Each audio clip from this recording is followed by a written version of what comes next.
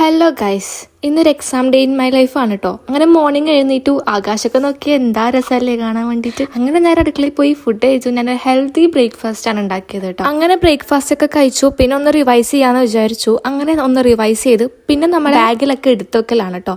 നോട്ടും 2 പെന്നും പെൻസിലൊക്കെ എടുത്തു വെച്ചു. പെട്ടെന്ന് അങ്ങ് ഇറങ്ങി. നല്ല ലേറ്റ് ആയിട്ടുണ്ടായിരുന്നു. അങ്ങനെ ബസ് സ്റ്റോപ്പിലെത്തിയപ്പോഴാണെങ്കിൽ കുറച്ച് സമയം ബാക്കിയുണ്ട് ബസ് വരാൻ വേണ്ടിയിട്ട്. അങ്ങനെ ബസ് വന്ന് ബസ്സിൽ കയറി ഗൈസ്. പിന്നെ തുടങ്ങി ഫുള്ള് DJ സോങ് ആയിരുന്നു ബസ്സിൽ വെച്ചിട്ടുണ്ടായത്. എനിക്കാണെങ്കിൽ തുള്ളാൻ തോന്നിയിട്ട് നിൽക്കാൻ കഴിയുന്നില്ലായിരുന്നു. അങ്ങനെ അതൊക്കെ കേട്ട് ആസ്വദിച്ച് അങ്ങനെ നമ്മൾ സ്റ്റാൻഡിലെത്തി കേട്ടോ. അവിടെയാണ് എൻ്റെ 3 ഫ്രണ്ട്സ് വെയിറ്റ് ചെയ്യുന്നുണ്ടായിരുന്നു.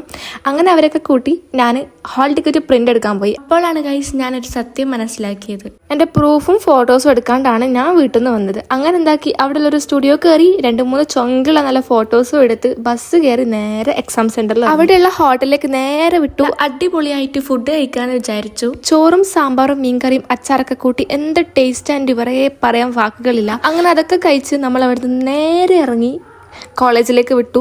അപ്പോൾ ഇതാണ് നമ്മളെ കോളേജിലും കാണാൻ അടിപൊളിയാണ്. പക്ഷേ നടന്ന് ആളെ കാലിൻ്റെ ഉപ്പാട് അളക്കും. അങ്ങനെ നമ്മളെ ക്ലാസ് എല്ലാം കണ്ടുപിടിച്ച് മുകളിലായിരുന്നു നമ്മളെ ക്ലാസ്. അവിടുന്ന് കാണാൻ നല്ല വ്യൂ ഉണ്ടായിരുന്നു. താഴേക്ക് നോക്കിയപ്പോഴേ അവിടെ ഒരു മൈന എന്ന് പറഞ്ഞാൽ എൻ്റെ ഫ്രണ്ട്സ് അവിടെ നിൽക്കുന്നു. അങ്ങനെ അവരൊക്കെ വന്നു. പിന്നെ ഞാൻ റിവൈസ് ചെയ്യാന്ന് വെച്ച് ബുക്ക് ഓർക്കുമ്പോഴത്തേക്ക് ഇതേ ഒരു ഉറുമ്പക്കാടെ ചത്ത് കിടക്കുന്നു കേട്ടോ. പാവ എൻ്റെ ഉറുമ്പ്. അങ്ങനെ ഇതാ ഫ്രണ്ട്സ് എല്ലാവരും കൂടെ അവിടെ ഇരുന്ന് റിവൈസ് ചെയ്യലായിരുന്നു. ഞാൻ എൻ്റെ ഹാൾ ടിക്കറ്റൊക്കെ കൈ പിടിച്ച് ക്ലാസ്സിൽ കയറാൻ വേണ്ടി റെഡി ആയിരുന്നു.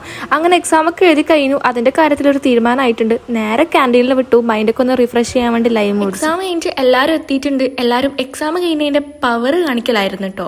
ബോയ്സ് അപ്പുറമുണ്ട്, ഗേൾസ് ഇപ്പുറമുണ്ട്. അങ്ങനെ നമ്മൾ അവിടെ നിന്ന് ഇതാ നമ്മൾ നേരെ പോവാണ് കേട്ടോ.